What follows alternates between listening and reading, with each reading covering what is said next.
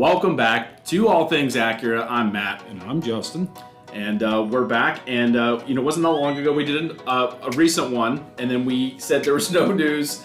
And then Acura. Then all the news. Then all the news. Then all the news. On a dreary, kind of depressing day here in Akron, Ohio, we have some exciting news from Acura on a lot of fronts. Yeah, really get to talk a lot about 2024 and kind of the future here, not too far down the road of what's happening. Yeah, the not so distant future. And if you're up in the world of Acura news or automotive news, because really a lot of this stuff that we're going to talk about today, which we have a few things on the docket, was kind of became automotive news, right? It was in the big picture, motor trend, you name the outlet. It kind of talked about a lot about what we're going to talk about. Yeah, if you've today. done any research on just about any Acura automobile, this stuff's already out there. But we'll tell you what we know and versus maybe what's out there, because it looked like there are some articles on some of this information. There really isn't much more than what Acura released, but we'll give you our thoughts and time frame on in fact, I think you had said that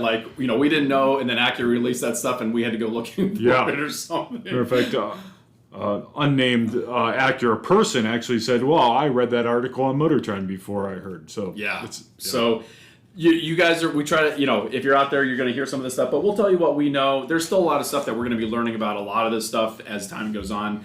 This is going to be an exciting year, I think, for Acura because the first thing we'll talk about, and I won't kind of lead into what we're going to talk because I want to kind of leave it out there. But the ZDX, which we know is coming, that's right around the corner. We're really creeping up on those first deliveries. So if you haven't had a chance, I think it's still open online that you can still order one. Yeah, you can still reserve your ZDX. And if you get online and want to reserve it, you leave a deposit, you pick out your trim. Pricing has been announced, which we'll talk about today, which that was kind of the last big hurdle now. Yeah. Because now the information's out there.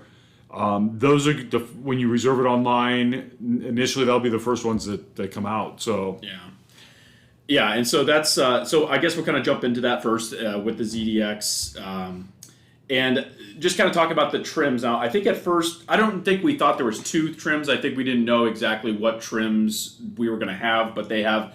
It's kind of four, but it's really two in a sense still.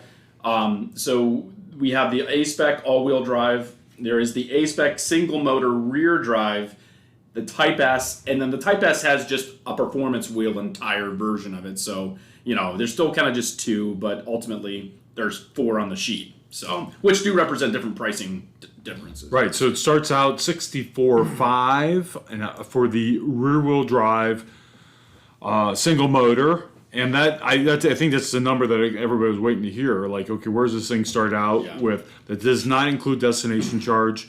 I think there's an estimated, somebody put out there an estimated destination charge of $13.95. So which sounds about right. So that bring the MSRP to $65,850. Yep. For the starting entry level or A-Spec. I guess there is no entry level. That's the interesting part. That's the other. You really have three options other than the performance wheel and tire. So you have three options with the ZDX. Interesting. I came back from looking at the Cadillac Lyriq, being that it's similar platform and a sister car to this. Right. And there's 14 trim packages. Yeah, I didn't even look at that. So that's interesting because that's typical Acura and that's typical many other brands. Right. So I guess especially Cadillac. So I think the nice thing is that all of them are going to be nice in some way. I do kind of go back, and this is kind of my opinion on this, and we talked about this before. I do wish there was kind of a package that was like an advanced package or a package that didn't look sporty necessarily. I do think there's still a place for that. You're going to have a lot of people that don't want red stitching, or they don't want a sporty looking car. They want something that looks, a little nicer, but I don't know, And I think that what Matt's referring to is like the A-Spec versus a regular technology or advanced package, and the MDX, something like that, chrome versus black trim. Where this I think they're playing the middle ground. They're being a little Switzerland on this and going in the middle, trying to. Yeah. So. I just wish they would have done one more package, kind of like the TLX. But here we are. I mean, we'll see how that goes. I know we haven't had too many people yet reach out to us, but if you're listening to us and you're local, hey, put one in there. We'd like to see one come out. Yeah, we will have a demo vehicle, and I imagine the majority of buyers are going to wait to get behind the wheel of one of these, drive it, and see what it's all about. You know, it's hard to imagine, okay, what's the size of this car going to be like? Is it going to fit my needs based on all, just online and looking at a bunch of stats? So that's a difficult thing I get, and especially for spending, pushing $70,000 to start out. So I imagine that's when we're really going to see some momentum with the vehicle, but that demo probably isn't too far away. Yeah. So, here we are, as we get to the end of January, February, March. I'm guessing sometime March, April is when those things will start arriving, which every dealership will get a certain number of those to be able to drive, 1 or 2 trim packages. So yeah, and the other thing that we just talked about briefly was, there's the government incentives, the tax credits, things like that.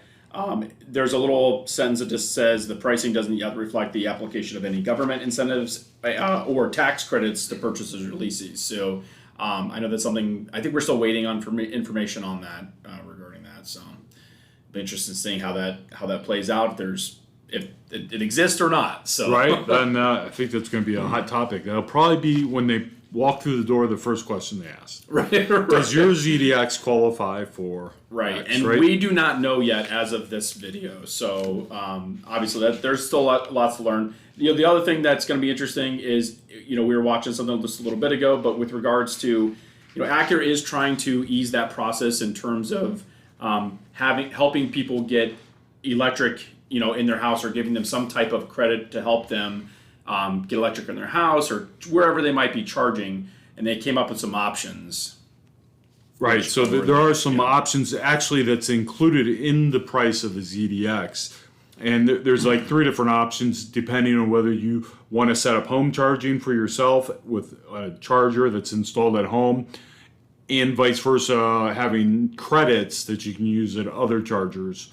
So depending on your level of, time the vehicle is going to be at home versus being out on the road getting a charge, might determine what package you buy. Acura also already has actually put on sale, and I'm drawing a blank on the MSRP, but I think through Acura, through parts, that you can buy a home charger to have installed. So they're trying to make that transition for the people that maybe aren't in the electric, don't have an electric car at home and really haven't considered one, all encompassing. Okay, you're new to this space, and here's the total package. And I'm sure it's a big objection for a lot of people. Like when it comes to electric, it's a confusing topic. It's still a little bit confusing for us as to how to do that or what that looks like. So I'm glad Acura is kind of like, they're doing what they can, I think, to help people on that front. And the last piece of that, of this, and we talked about reserving yours online, Acura keeps referring back to this omni-channel sales experience, and meaning that this vehicle will be the first Acura vehicle that you really can buy 100% online. Mm-hmm. If there's a fortunate or unfortunate part of that, depending on how you look at it, you'll still need us to come pick up the car and hand you the keys. I know, we're not the crowd favorites, but that experience as far as getting the car set up, and that will still be there, but you will just select the dealer you choose to do that with.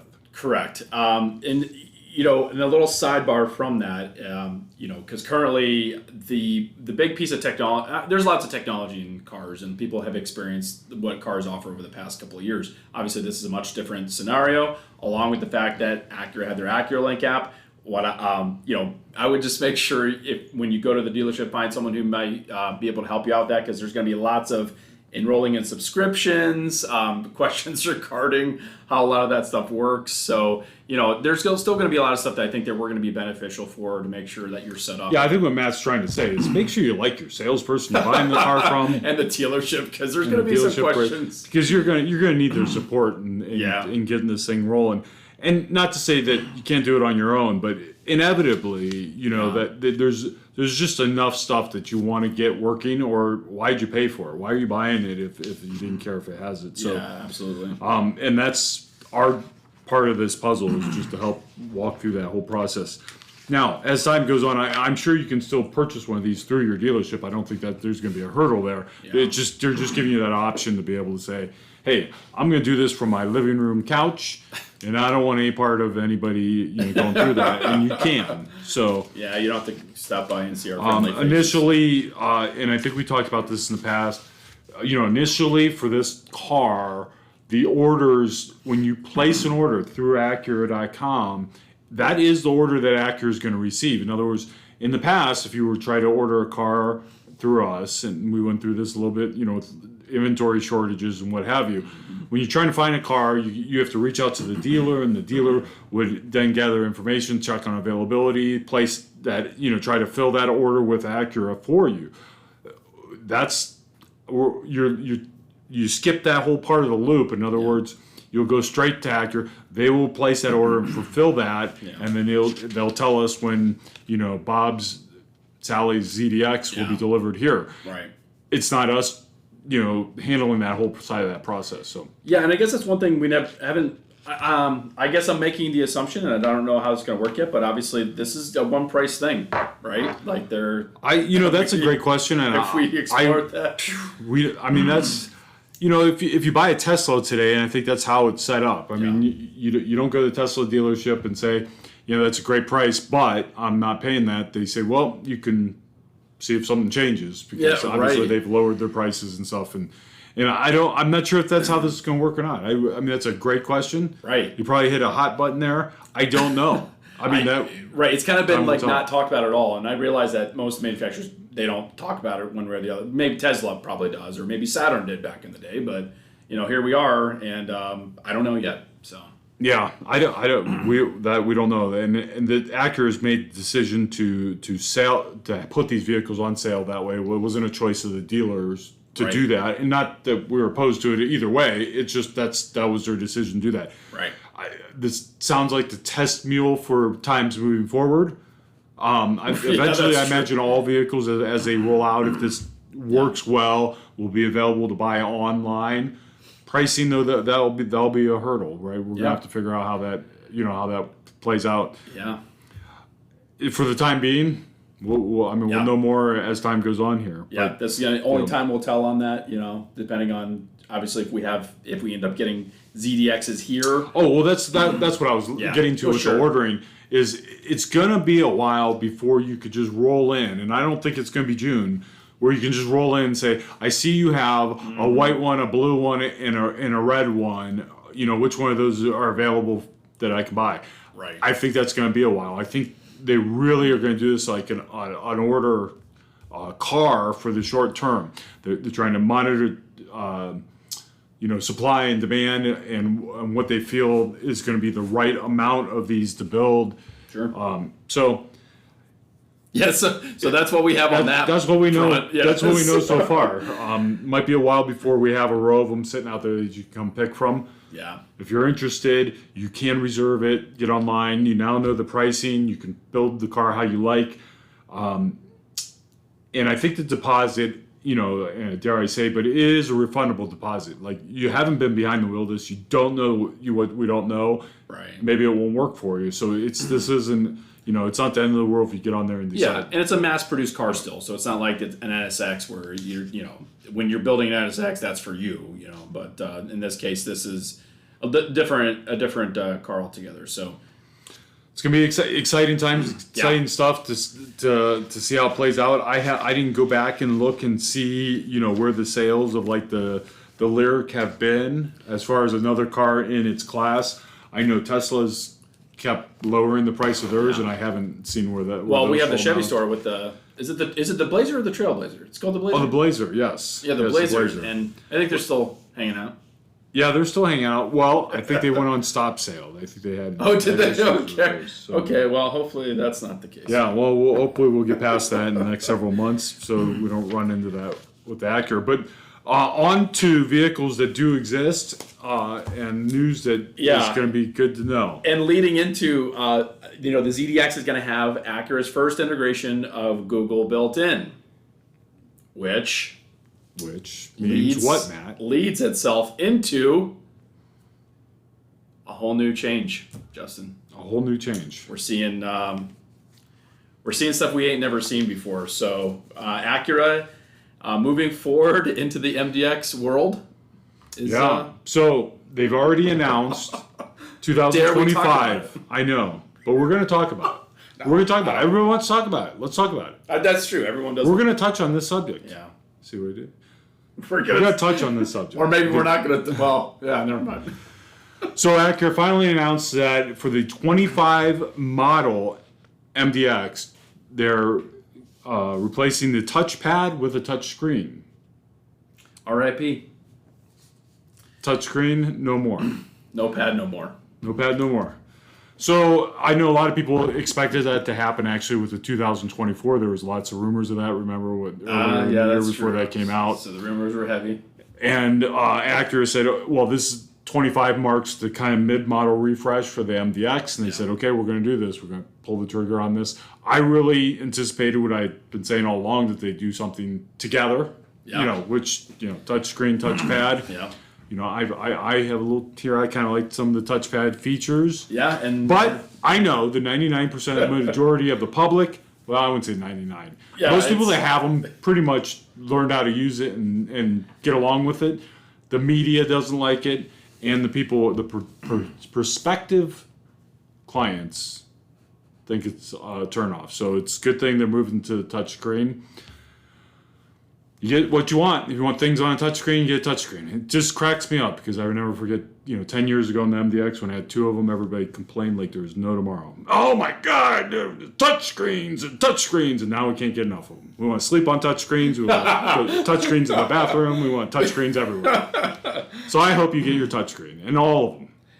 Big touchscreens. Just get your everything touchscreen. Everything's got to be touch. Everything's going to be a touchscreen. A big glass piece. That's all you're going to live your life through a touchscreen. Oh. Get your touchscreen. So, yeah, I mean, obviously they felt something needed to happen. Yeah, well, I agree. So. I think it did.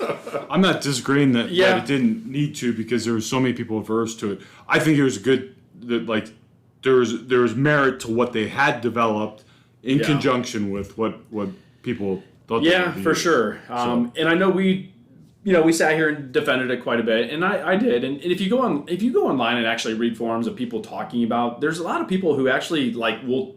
Not us. They said once they learned how to use it, they actually understood why they did the way they did things, and they actually enjoyed using it. Yeah, and I think that's the case with most people. Like I said, that own the vehicle. They once you get familiar with it, learn how to use it, you say, okay, well, this is a pretty good experience, and I don't miss that it doesn't have this. Yeah.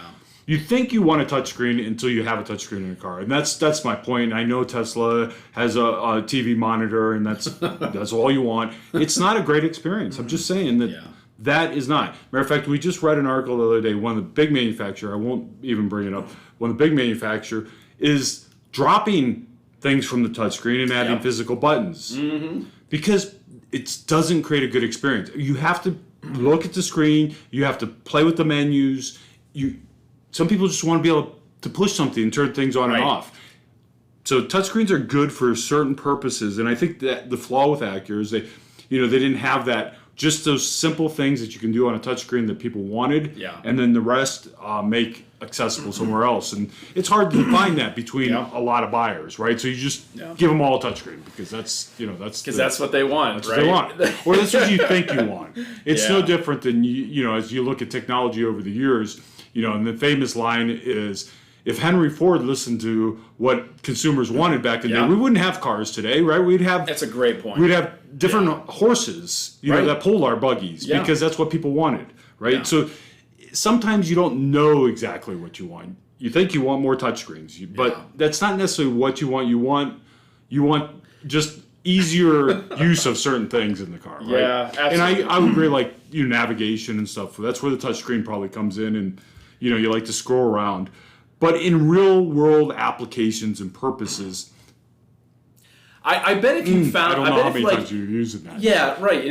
And I think about this all the time because I have a little touchscreen in my car. It's like an aftermarket head unit. But my point is, it's very rare you're actually interacting with that touchscreen, right? So I think the idea that the touchpad was bad, I'm like, you're not sitting in your car as you're driving interacting with it that often. There's a lot of stuff you're using with your voice. There's a lot of most of the time you're doing this, you're driving, and and so I think it's always be careful what you wish for, and I mean, it's going to be fine. I mean, it's fine. That's what everyone else uses. It's just a matter of like, I appreciate that Acura tried to be innovative on something, and here we are. So we had a conversation a while back regarding when manufacturers make major changes to cars, prior to them being because it's not a full generation MDX yet. We're only halfway through. So I find it kind of fascinating that they made this big of a change halfway through, its life, so to speak. Well, but, and MDX being the I would say the flagship, but it's always been the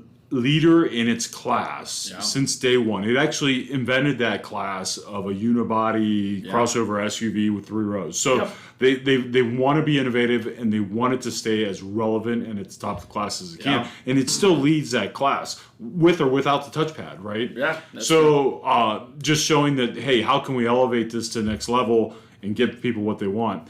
And that's just it is a good example of them listening in this case and shifting gears. And they're from a company that is, they're very stubborn when it comes to, hey, this is the path we've laid out. We're going to play it out until the end. Yeah, and that's true. And the other thing too, obviously this is using Google built in, which I'm assuming is going to be similar to how like Honda's is currently.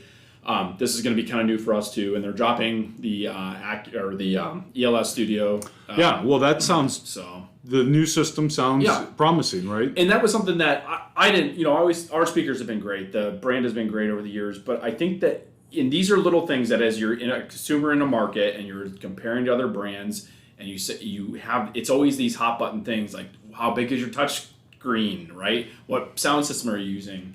And to go and finally kind of say, okay, we're going to use like a brand that people recognize in Bang & Olufsen and Google, right? So those are two big names that people are recognized as opposed to like proprietary things that Acura was trying to do.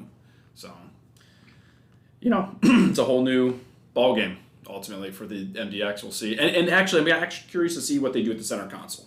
Yeah, because that will be the change where the touchscreen was. I actually really like the center console of an MDX. Yeah. I mean, I think just the layout of that center console is as on point of things that, just down to the little handle and the pad where you rest your hand and the charging pad. I just think it's on point with how it should be. So it'll be interesting to see when they remove the touchpad, how that evolves.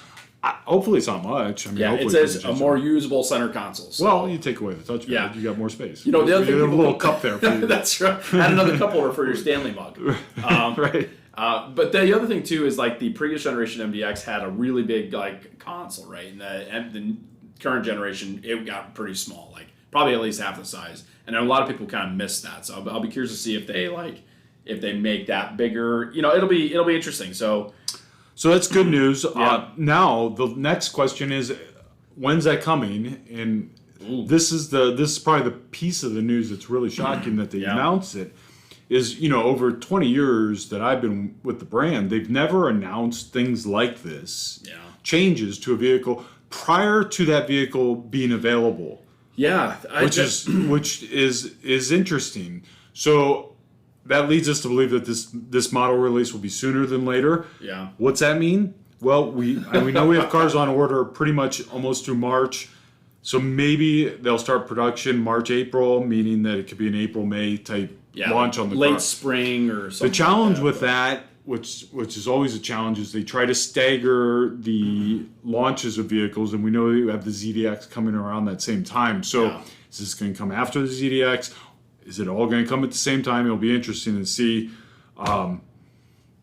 This is what we're talking about. There's a lot of excitement happening building into the spring and into the summer because that new it's funny how I feel like I want to call it a new MDX. I think there's going to be some styling changes too, but like you said, they're going to be staggered. But it is crazy to me that they did release this information to the public about that because most manufacturers don't want to do that because then you sabotage potentially your remaining inventory. Yeah, and let's see what happens with the remaining 24s. Which again, I don't know. They have some nice incentives on them. I'm sure those incentives might even could get changed a little bit and even get better to help move those cars. Yeah, but it's a really the value in the marketplace right now. It's still a good value in the marketplace.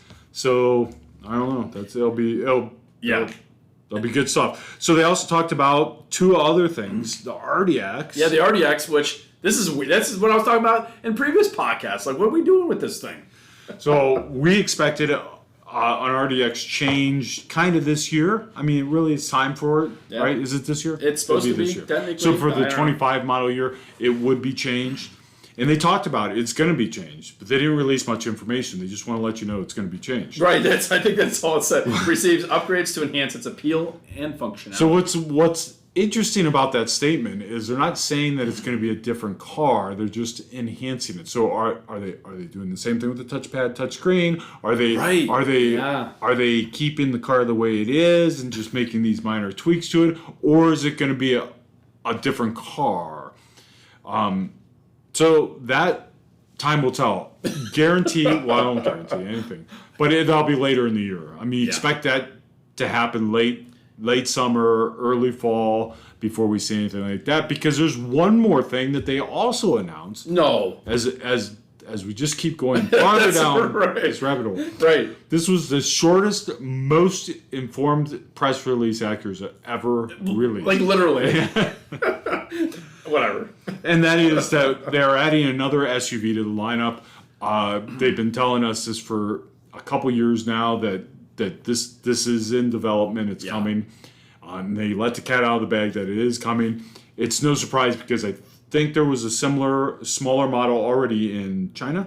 Yep. It was a CDX. CDX. We do not know that that's going to be the name. Matter of fact, Acura has not confirmed that. And nor do we think that might be it because, as Matt mentioned before, that sounds a lot like ZDX. Yeah, and that'd be a tough marketing piece to pull off, having a C and a Z. Right. You're on the phone with someone. I want the CDX. You bring out a CDX. They come in. They're expecting a ZDX. You know, it could be a little bit weird with marketing, like you said. And so that car will be positioned below the RDX. Mm-hmm. And from the rumors that go down, I mean, they say that it might be built off the same platform as the Integra? Well, that's kind of what the HRV is. Oh, HRV, that's right. Yeah. I was drawing by. So the HRV, it's going to be a sister of the car, the HRV. And I know they said in the past that the one thing that was holding them up with making that transition is obviously it's going to be a nicer car than the HRV. Yeah. It's going to add more content. But I think the powertrain was the part that was always the hurdle because they wanted to have a little bit more spirited of a powertrain. Sure. So the HRV is pretty anemic. I think it's going to be the Integra. Yeah, I do. Powertrain. Yeah, I think so. I think they're just going to plop it in there, which is fine. I mean, no, I think there's nothing wrong with that. Yeah, I mean, absolutely. in that car, in a smaller size package, I think it's going to be. It'll be good. I like the HRV. I don't like how anemic the HRV is. So I think having the Acura version will really. I might even be interested in that car. Sure, I think it's. And you think of something that's going to fall? I mean, Integra price right? I mean, it's gonna hover around high 30s, low 40s. Yep. RDX starts out in the mid to low 40s. Now it's 46. Right. So now you left. There's a door open there for a $40,000 vehicle. So it is kind of crazy to think in a year, because I'm assuming the CDX, we'll call it that for now, just so you know, will be out by the end of the year, right? So we're going to have 2 new models in this year, in the year 2024. Right. In addition to what we already have, with a change to almost all of them, right? So actually, as we go through the entire lineup, other than the Integra, everything gets changed this year. Which is a lot. 2024 refresh on the TLX. Yep. Going to refresh on the MDX, refresh on the RDX. So it's going to be quite the. I think they did a good job of, and like you said earlier, like listening to a lot of people. That segment for that smaller SUV is huge. I have it all the time with like a lot of older clients. They don't want something as big as an RDX, or they just don't, or want to spend as much as what the RDX they might just not need that. And I think that car will fit that segment really nicely. And who knows? Maybe they'll put a touchpad in it to ruin it or something. Put a touchpad. Put a touchpad. We're bringing back the touchpad. Bring back the touchpad. Someday we're going to bring back the touchpad. We're old and be like, we're bringing it back. I think they're going to start without a touchpad. Okay. It's going to be nothing but a screen. You're going to drive with a screen. Yeah, that's right. It's going to be screens. Anyway, and then the other thing, what was it? Oh, shoot. I was going to say something about the CDX. It's gone now. ZDX? CDX, yeah. CDX. See, there you no, I go. said ZDX. I know. It's CDX. CDX. Oh, that's right. The powertrain, I believe, is not going to be hybrid or anything like that. So. Yeah, well, that we'll wait and see. That's Yeah. I don't. It's a great question to bring up because they have not talked about a hybrid, and we get that question every day. Or electric, but I for sure not going to be electric. Right. Yeah. Right. That's for sure. It will. Yeah, I think they might have even said that it would be. But yeah, they haven't ruled out the hybrid in that model. But we don't foresee it. They have not talked about that. Fortunately, that's one thing that they have not mentioned in any of their plans. That could change though. Yeah. We're seeing that a lot of manufacturers adjusting rapidly. Yeah. Because of the number of electric vehicles coming out on the marketplace, and there's just it could be a saturated electric market for the amount of people that are actually looking for that, and there needs to be something that fills the gap. And for example, Ford is discontinuing the Lightning. I don't know if you saw that. I don't know if are they discontinuing? The thing I saw said they're stopping production. They are just to cut back, but I don't think they're just going to continue it. It's still the number one selling, I think, electric truck. Oh. So I think they're just coming back to build up the demand. But again, that's the consumers right now. Like they're not settled on electric yet, and gas prices are decent. Yeah, gas prices at one point were just getting stupid cheap again, and it's like, it's making it really hard to even want to even mess with the whole electric thing. No matter how much you like it, it's like dollar for dollar. It's really hard. So, and not that we want gas prices to go up, but that's what's going to have to happen in our minds to help us justify that. For sure. Yeah. So is there anything else you want to talk about? Did we cover all the incentives before? We did cover the incentives. What we might do is we talked about putting just a quick incentive video out, kind of clearly defining those incentives to help, because I know the last one was in a log podcast and we kind of just skipped around and talked about them. Which we did put that together, but we didn't put that out yet. So we'll do that video, see how that goes. If you guys like that format, we'll just kind of leave it out of the podcast and put it in there. And it's really just a quick kind of rapid fire through all the incentives so you can see what's available when it comes out and it is available. So awesome. I think the last piece that happened was this Integra Type S just wraps up it has all the trophies in the case on it. It does. It's so it won a Road and Track Performance Car of the Year. So now it has gotten North American Car of the Year. Yep. Car and Driver 10 Best Cars and 2024 Road and Track Performance Car of the Year. Which is interesting with the Performance Car of the Year. I have to look back, and I'll say I probably don't follow that like I used to. Sure. But I don't. Did they have different categories before? Wasn't it just one car? I have no idea. Because I feel like now they've made categories, and so now they can fit a couple different cars in there. And this is one, the Integra won for under $100,000, which I do like that there's a category that's under $100,000. I feel like there's a lot of cars in that category. It brings us back to reality, because if you just say any performance car, boy, sure, someone can go out and build $1 million whatever performance car and win that, right? But that's not accessible to most people. So I do like that, but I feel like they made up these categories so that so everyone gets a trophy. So everybody gets a trophy. So you get a participation trophy. Right. There you go. Yeah. I mean, it feels a little bit like that, but hey, I mean, it's we like the car. It's fantastic car, and it really it just keeps it. From our standpoint, it's again we see one every now and then, and once there might be some more availabiliability, which maybe we'll start to see next year. Well, the spring and summer, who knows? We'll start. It'll be a little more exciting. Yeah, so. A little more exciting. It's very exciting. Talk about the Integra for the past 2 years. Right. Well, now we have other stuff to talk about. There will be other stuff we can talk about coming down the pipeline. Give some good information, some good stuff out there. Type S CDX. Dare I say? Type S RDX. What happened to Type S RDX? They got to do that. Oh, that's the most requested Well, hopefully thing. maybe that's one of the enhancements. Yeah.